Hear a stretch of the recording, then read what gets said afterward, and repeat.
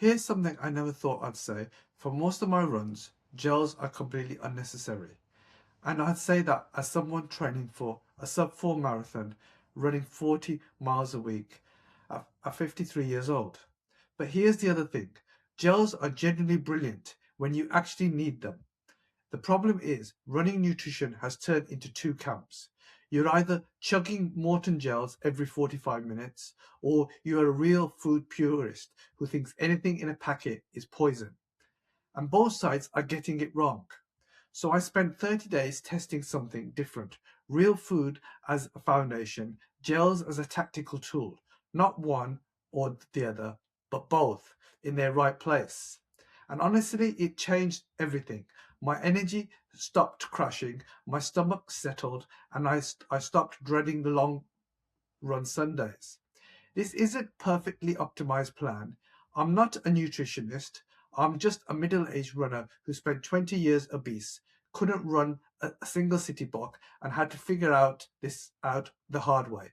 This is what I actually eat. Real food first, gels when it counts. Let's get into it.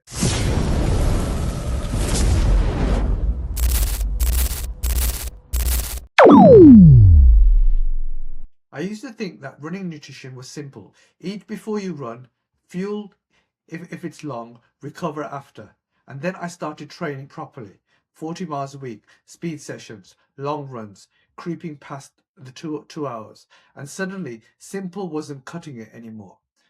I finish a long run and feel wrecked for the rest of the day, not just tired, properly empty. I'd wake up the next morning with legs that felt like they'd been filled with concrete.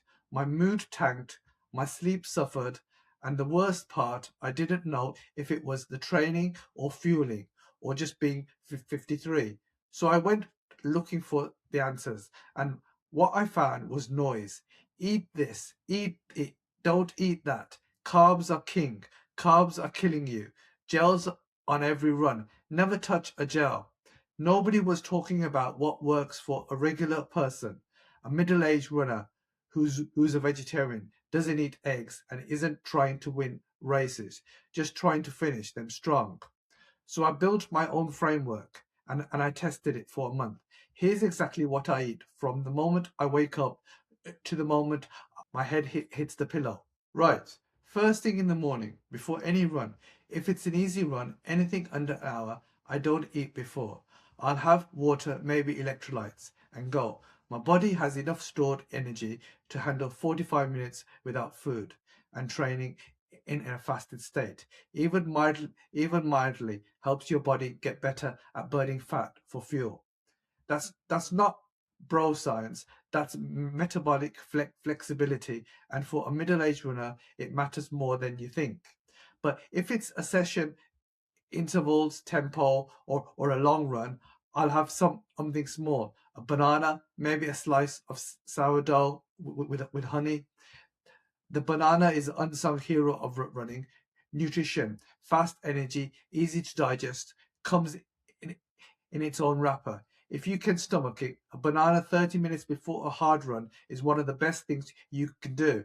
Then after the run, I eat properly. My go-to breakfast is a big bowl of porridge with Greek yogurt, chia seeds, and berries. Sometimes a protein shake on the side if I've done a hard session. I'm a vegetarian. I don't eat eggs, so I have to be intentional about protein. The key here isn't anything fancy, it's consistency. Eat something real, eat enough of it. Don't skip breakfast after a hard run because you're busy. That's when the damage happens. This is where I see runners get it wrong most. I break my fueling into 3 levels. Level 1, easy runs, anything under 90 minutes, nothing, just water, maybe electrolytes if it's hot. Your body does not need gels for a 45-minute jog.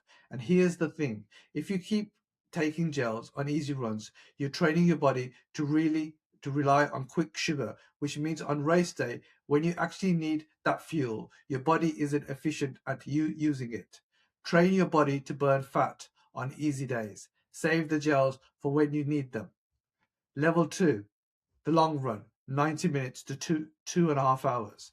This is where I start with a real food, a banana a 1 hour mark, sometimes dried dates or homemade oat bar. This is my stomach recognizing I'll also use an electrolyte drink, something like high five, zero, no carbs, just electrolytes. I sip that throughout. The goal here isn't to max out on carbs, it's to keep the engine running without upsetting my stomach. And real food does that better than anything in a packet. Level 3, race day, or the final hour of the hardest long runs. This this is where gels earn their place. Morton, science in sport, whatever works for you. Gels are not the enemy. They are genuinely brilliant at delivering fast energy when your body is under maximum load. When you're in the last hour of a marathon and your glycogen is running low, you don't want to be chewing. You want to fuel that hits your bloodstream fast. And that's not a gel problem, that's a me problem. I misused the tool. So here's my rule. Real food builds the foundation. Gels are the tactical option. Use them when speed matters, when digestion is compromised, when you're racing. But for everything else, a banana and some electrolytes will do the job. Here's the question I want you to answer in the comments. Are you team banana or are you team gel on the long run? Or have you found something else entirely? I'm genuinely curious. And if you're finding this useful, hit that like button. It genuinely helps the channel. Subscribe if you want to follow the sub 4 journey. Right, back to it. I used to finish a long run and not eat for 2 hours. I'd shower, sit down, maybe do some work, then eventually get around to lunch. And I couldn't figure out why I felt terrible the next day. Here's what I learned. There's a window of roughly 30 to 60 minutes after a hard run where your body is primed to absorb fuel, glycogen replenishment, muscle repair. If you missed that window, you're not ruining your training, but you're making recovery harder than it needs to be. And at 53, recovery is already hard enough. And my post-run routine now, within 30 minutes of finishing, I have a protein shake and a piece of fruit, something fast, something my body can use immediately.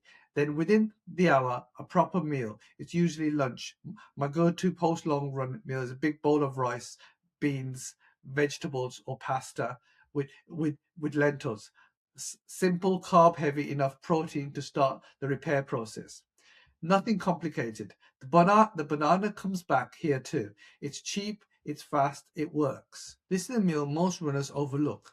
But dinner is doing two jobs. First, it's refueling you from today's training. Second, it's prepping you for tomorrow.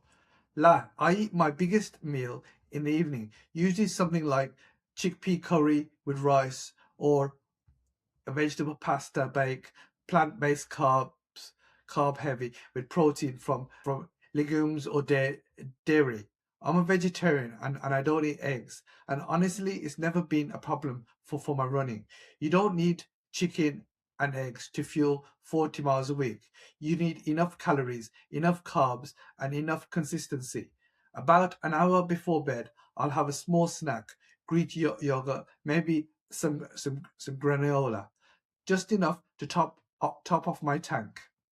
And then I sleep, because sleep is where the actual adaptation happens. All that training that you did today, your body doesn't get stronger during the run. It gets stronger while you sleep. If you're not sleeping enough, you're leaving gains on the table. After 30 days of eating this way, real food as the foundation, gels only when it counts, here's what happened. My energy stopped crashing in the afternoons. My long runs stopped feeling like survival missions.